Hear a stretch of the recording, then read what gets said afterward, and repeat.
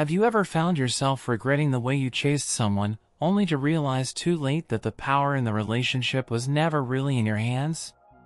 It's a familiar scenario. You give too much, too soon, and suddenly, the dynamic shifts, leaving you questioning your every move. You've probably heard the saying, chase a person, and they'll run, but how many of us truly understand what that means? In today's video, we'll dive deep into why chasing after someone could be the very thing that pushes them away. Stick around till the end to uncover why this simple shift in perspective can completely change your approach to relationships, making you more attractive, more in control, and ultimately more successful in love. Don't miss out, this could be the game changer you've been waiting for. Alright, let's talk about giving her space to miss you. Now, I know, it sounds a bit counterintuitive, doesn't it? Especially when you're feeling the urge to be constantly available, to always be there for her, to show her just how much you care. And don't get me wrong, that's a beautiful thing in any relationship. But here's the kicker, absence makes the heart grow fonder. It's an old saying, but it holds some serious truth. Think about it this way, when you're always around, you're a constant presence, sure. But sometimes, that can start to feel, well, too constant. You become part of the furniture, and no one misses the furniture, right? If you're always texting, always calling, always dropping by, she doesn't get the chance to feel that absence, the space where you used to be. That's when things can start to feel a little meh, a little too comfortable, almost predictable. But when you pull back, even just a little, she begins to feel that you are missing from her life. She has room to reflect, to think, and most importantly, to miss you. And in that absence, something beautiful happens. She starts to appreciate your presence even more. I remember a time, a long time ago, when I was dating someone who would always want to hang out, and at first, I was all in, too in, actually. Eventually, I realized I was losing myself in the process. It was only after I backed off a bit, focused on my own life, my own growth, that she began to really notice me again. And here's the thing, when she misses you, she starts to chase you, not out of some game, but because she's rediscovering the value of having you around. Psychologically speaking, people crave what they don't have. It's simple human nature. By creating that space, you're allowing her to feel the longing that makes her want to come back. And trust me, when she does, it's not because she has to, but because she wants to. It's a dance of balance, too much presence, and it becomes stale, too much absence, and she might wonder if you care. But give her just enough space, and you'll see her desire grow naturally. Let's talk about focusing on your own goals and growth. I get it, it's easy to get caught up in someone else's world, especially when you're infatuated, or things are new and exciting. You start to think, I'll do anything for her, and, before you know it, you're putting your own dreams on the back burner. But here's the thing, you can't pour from an empty cup. I'll be honest, I've been there. There was a time in my life when I thought the key to a relationship was constantly giving. I'd drop everything to be there for someone, to support them, to make them feel special. But in doing so, I lost myself. I'd go weeks, sometimes months, just focusing on their needs while my own goals gathered dust in the corner. And you know what happened? I became frustrated, resentful, and eventually, I started feeling like I was being taken for granted. I was so busy trying to keep the other person happy, I forgot to keep myself happy. Psychologically, this can be draining.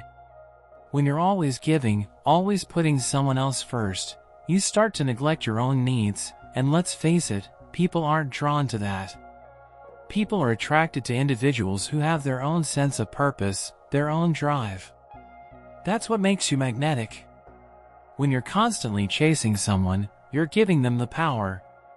But when you focus on your own personal growth, you're showing that you have your own ambitions, your own life. Think about it. Do you really want someone who's interested in you only because you're available at the drop of a hat? Or do you want someone who admires you for the person you're becoming? Jim Rohn once said, "You are the average of the 5 people you spend the most time with." If you're not becoming the best version of yourself, the people around you won't be able to grow with you, and that includes her. So, take a step back. Invest in your passions, your career, your body, your mind. Watch how that focus shifts the energy in your life. Not only will you start to feel more fulfilled, but you'll also start to attract people, her included, who respect and value the person you're becoming. Let's dive into this one. Be less available to create curiosity. I know, it sounds a little like playing games, but hear me out. It's not about intentionally being distant or shutting someone out. It's more about balancing your time and energy in a way that makes you a bit of a mystery. Think about it. What happens when you're always available? When you're the guy who replies to texts within seconds, who's always free for last-minute plans? Eventually, it starts to feel predictable. There's no space for her to wonder about you, no room for her to miss you. And the absence of that curiosity? It can make things feel a little stale. I remember a time when I was that guy, the one who always dropped what I was doing to make sure someone else's needs were met. I was too available. And you know what happened? I started to feel like I was taken for granted.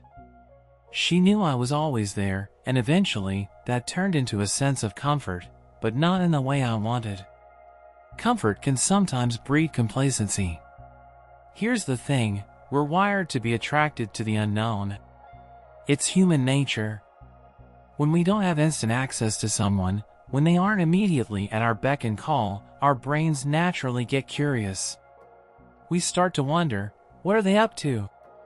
Why haven't they texted me back? And that curiosity?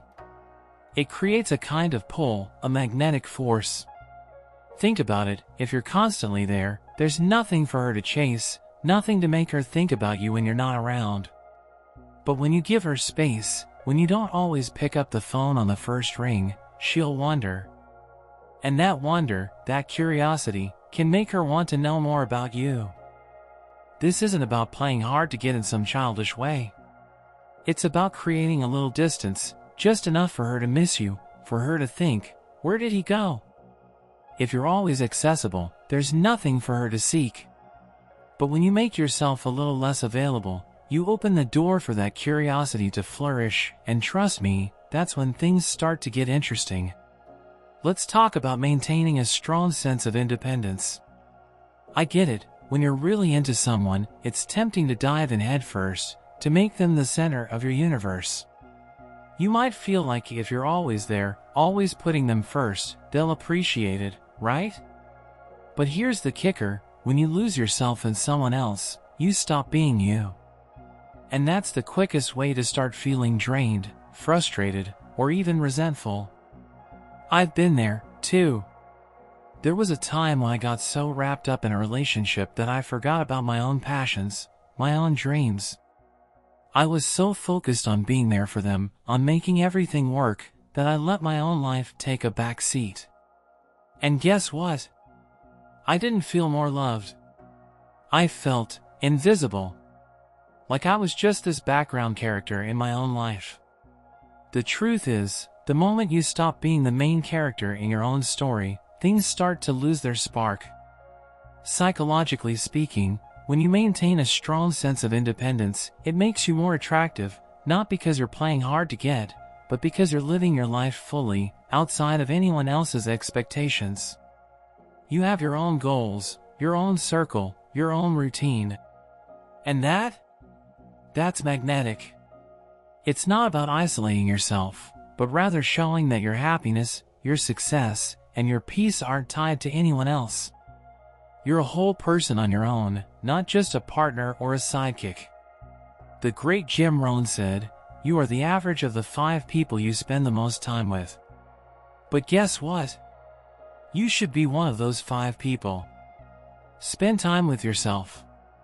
Invest in your passions, your ambitions. It's in that independence that people will see the strength in you, the kind that draws them in, because they're not just falling for who you are with them, but who you are without them. When you have your own life, your own purpose, people are more likely to want to be a part of it. So, stay independent. Keep chasing your goals. The more you do, the more she'll be drawn to the person who doesn't need her, but wants her. And that, my friend, is powerful. Let her initiate contact or conversation. Let her initiate contact or conversation. I know, it sounds like you're putting yourself on the back burner. But honestly, this is one of those moves that, when done right, can shift the entire dynamic in your favor. It's not about being standoffish or playing hard to get, it's about creating a space where she has to take the initiative. And trust me, when you let her chase, it's not some game of power, it's about respect. It's about balance.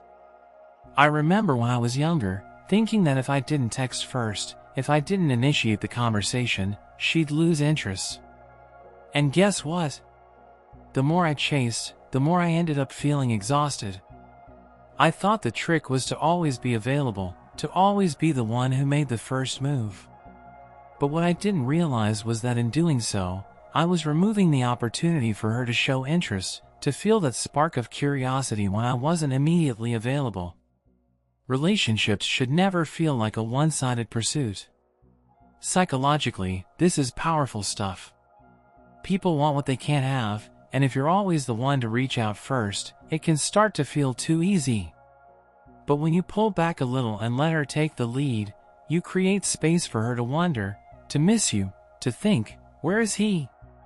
And when she reaches out to you, it's not because she has to, it's because she wants to. In a way, you're empowering her to invest, to show interest. Think of it as a mutual dance. If you're always leading, it gets tiring. But if you allow her to take the reins sometimes, you both get to feel the rhythm, the excitement of chasing and being chased. It doesn't mean you stop caring or being there when she needs you. It means you're not so available that you become predictable.